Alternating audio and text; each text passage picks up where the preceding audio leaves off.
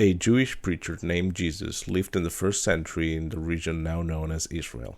His teachings and growing influence unsettled Roman authorities, leading to his arrest and subsequent execution by crucifixion, a punishment reserved for rebels, slaves, and non-Roman citizens. Crucifixion was a common method of execution in antiquity, employed by empires such as the Assyrians, Persians, and later the Romans. While often associated with Rome, the practice was refined over centuries as a tool to deter dissent.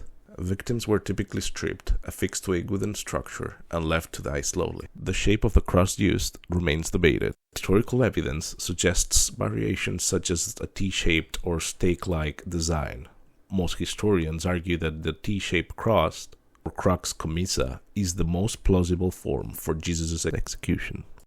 Such cross consisting of a horizontal beam or patibulum affixed to a vertical stake or stipes aligned with Roman practices of logistical efficiency. The vertical stakes could be fixed at execution sites, allowing for reuse across multiple crucifixions. This system minimized labor and materials, as condemned individuals carried the patibulum to the location, a practice corroborated by non-Christian Latin sources, such as Plautus, who describes victims carrying the patibulum through the city. Historians deem that Jesus likely bore only the patibulum. This aligns with described Roman practices, and further corroborated given the full cross could have weighed between 80 to 90 kilograms, making it impractical to transport. The vertical stipes at Golgotha, the hill where Christ was crucified as per the New Testament, would have been used with the patibulum attached upon arrival. This interpretation is supported by Plautus, Plutarch, and others. In Plutarch's Dacera Nominis Vindicta, a slave is punished by being bound to a wooden beam and paraded through the city before execution, emphasizing humiliation, public visibility, and serving as psychological warfare aimed at quelling dissent. Plutarch's Life of Crassus hints at Roman pragmatism in managing executions, certifying that stipes were often permanently erected at common execution sites, allowing for reuse and essentially confirming that condemned individuals could carry the patibulum to their own demise. Other narratives such as Quintilian's Institutio Oratoria further reflect that Roman crucifixion was designed to maximize public terror, stating that crosses were placed where the greatest number of people can look and be seized by fear. The strongest material evidence substantiating the use of T-shaped crosses comes from the 1968 discovery of Yehohanan ben Akkol, a crucified man from 1st century Jerusalem.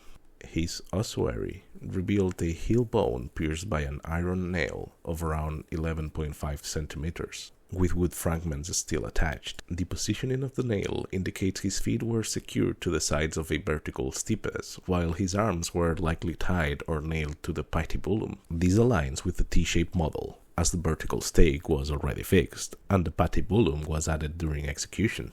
Yehohanan's remains prevail as the sole archaeological confirmation of Roman crucifixion methods to date. In the year 2000, Dr. Frederick Zugibe, a forensic pathologist at Columbia University, conducted experiments to analyze the physical effects of crucifixion. Volunteers were suspended on a cross-shaped apparatus, while vital signs were monitored. Through time, the elevated arms strained the chest muscles, making inhalation progressively difficult. Volunteers experienced severe cramps, constant tingling, and brutal exhaustion. Blood pooled in the extremities, leading to severe circulatory shock. Research concluded that Jesus likely died from cardiac arrest, secondary to hypovolemic shock, a significant loss of blood.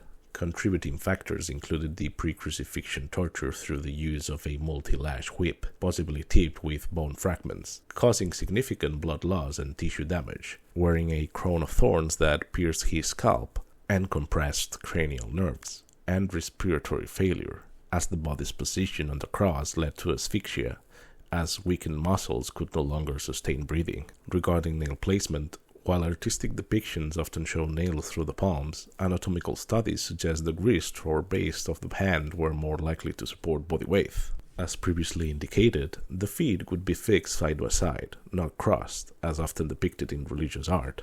In relation to the crown of thorns and its composition, the main leading candidates would be Sisyphus' Spina Christi and the Paliurus Spina Christi, the former being the most widely accepted candidate.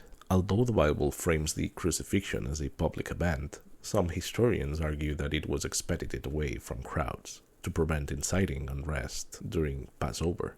For Rome, Crucifixion served a dual purpose: physical punishment and psychological deterrence.